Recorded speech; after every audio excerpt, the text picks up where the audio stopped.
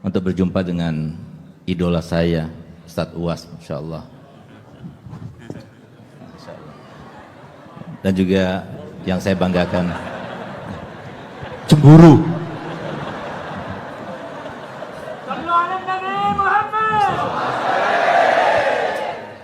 Buya Yahya, yang saya banggakan. Kecuali, kenapa saya merasakan seperti ini? Saya teringat langsung ke didikannya saya punya abah, Habib Hasan Baharun. Saya masih teringat betul. Saya punya abah bilang begini kepada saya, Segaf, kamu harus merasa bahwasanya diri kamu itu paling rendahnya orang.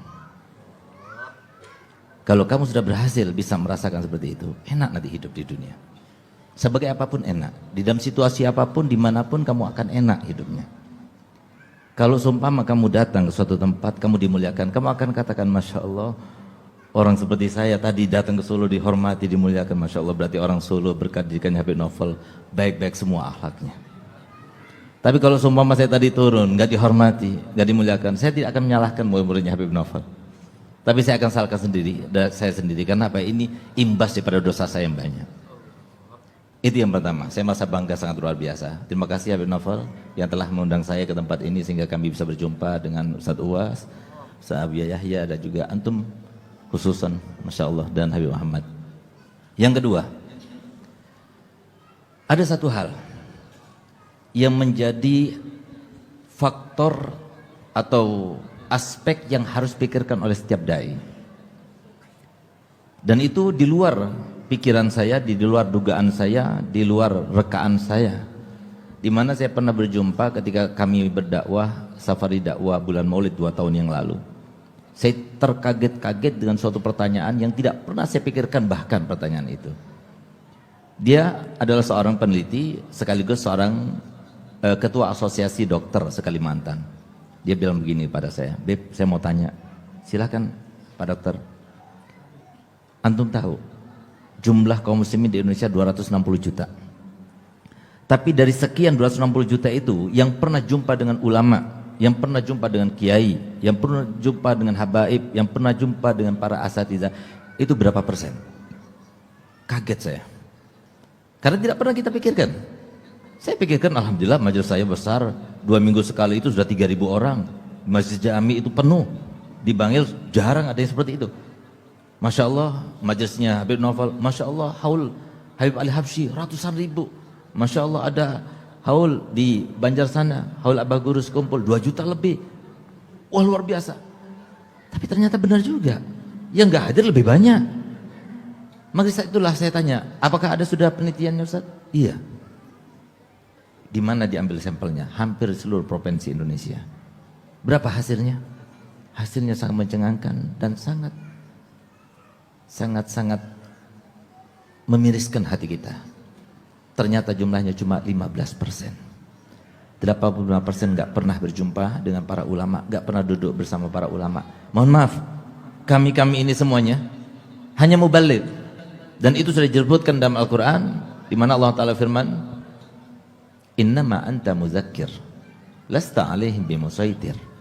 Kamu itu hanya menyampaikan, kamu hanya mengingatkan, kamu nggak bisa memaksakan. Kamu harus mengikuti ajaran Nabi Muhammad, nggak bisa. Bahkan Nabi Muhammad sendiri tegur Allah Ta'ala, innaka la tahdi ma ahbabta walakinnallaha yahdi may yasha. Di saat itulah kami teringat, dan semoga semuanya mengingat. Kenapa Nabi SAW dalam hadisnya selalu beliau bersabda, innama ana basyarun mislukum, innama ana basyarun mislukum, innama ana basyarun mislukum. Selalu beliau ucapkan itu, bahkan dalam Al-Quran juga disebutkan. Untuk apa? Artinya ada kesan yang harus kita ambil, kita petik. Kata ulama ada 2 hal. Yang pertama, Nabi Muhammad itu sama seperti manusia biasa. Kalau kita itu punya anak, dihormati, dimuliakan, pasti orang tua itu senang gembira. Tapi kalau anaknya tidak dihormati, tidak dimuliakan, seperti saya tadi, saya punya anak Umar yang pegang HP itu. Nah itu beliau di sana tadi, saya panggil ke sini, biar dia itu bangga, biar dekat, lebih dekat kepada Ustadz Uwas. Alhamdulillah, mau dia ke sini, dikasih tempat, bangga saya. Tapi kalau semua waktu saya suruh maju nggak boleh sama murid-muridnya Habib Novel, kecewa saya. Karena saya manusia, bukan malaikat. Nabi SAW juga seperti itu. Kalau seumpama ada anak cucunya dicaci maki, dihujat, difitnah, apa Nabi SAW tidak kecewa hatinya? Itu yang pertama. Yang kedua, Karena Nabi Muhammad SAW mengatakan demikian, sebagaimana kita punya cita-cita, kita punya angan-angan, kita punya kehendak, kita punya yang namanya permintaan dan harapan daripada Allah Ta'ala, sampai kita bangun malam kita minta pada Allah Ta'ala, itu kan permintaan. Nabi Muhammad juga punya. Nabi Muhammad punya cita-cita, Nabi Muhammad punya angan-angan. Kalau kita ingin tahu apa cita-citanya Nabi Muhammad, apa angan-angan Nabi Muhammad, apa kehendak Nabi Muhammad, apa harapan Nabi Muhammad, harapannya, cita-citanya, angan-angannya, tidak ada seorang pun daripada umatnya Nabi Muhammad kecuali masuk surga bersama Nabi Muhammad. Ini menjadi dambaannya Nabi Muhammad. Sekarang 80%. Sehingga yang ketiga, faktor saya gembira, bahagia pada malam ini. Semoga dengan kami berkumpul ini, kami bolehlah menggalang atau memformulakan satu formula yang hebat, yang bisa menandingi para pembantu kroni-kroni setan itu. Saya tanyakan, saya sampaikan apa yang saya sampaikan itu kepada Habib Umar bin Hafid, guru kami. Semoga hafidallah wa atala umrahu fi khairin wa lutfin wa afiyah wa mata'ana Allah bituli hayatih. Apa kata beliau? Kalau ini merupakan sebuah gawinya Nabi Muhammad SAW, kenapa kita tidak iklankan? Iklankan. Ini termasuk iklan sekarang nih. Alhamdulillah kita bisa duduk bersama-sama. Insya Allah ini adalah awal yang baik, yang dimulai bukan dari Solo, bukan dari Bangil, tapi dimulai dari kota Madinah, di mana saya duduk-duduk bersama Habib Novel, lalu bilang saya duduk bercengkrama bersama beliau. Saya katakan beliau, ayo kita bikin gebrakan nasional di sini untuk menyenangkan hati baginda Rasul Muhammad SAW. Nabi Muhammad ingin semuanya tahu sholat, tahu wudu, bagaimana caranya bakti sama orang tua. Itu yang kedua. Yang ketiga faktornya, mohon maaf agak panjang kan ini penting sekali. Pernah salah satu daripada putra abah saya, Habib Hasan Baharun, pada malam 8 Safar, kira-kira 9 tahun yang lalu bermimpi Nabi Muhammad SAW. Ceritanya begini, dia datang berziarah ke makam ayah saya Habib Hasan Baharun, baca Quran. Ketika membaca Quran, tiba-tiba datang rohaninya. Entah apa sebabnya tiba-tiba beliau menangis. Menangis sejadi-jadinya. Subhanallah, ketika dia sedang menangis, tiba-tiba terdengar suaranya Nabi Muhammad SAW dari dalam makam saya punya abah.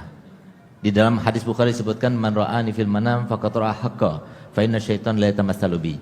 Yang bermimpi Nabi SAW, maka dia itu melihat sesuatu yang benar. Setan itu tidak akan menyerupai Nabi SAW.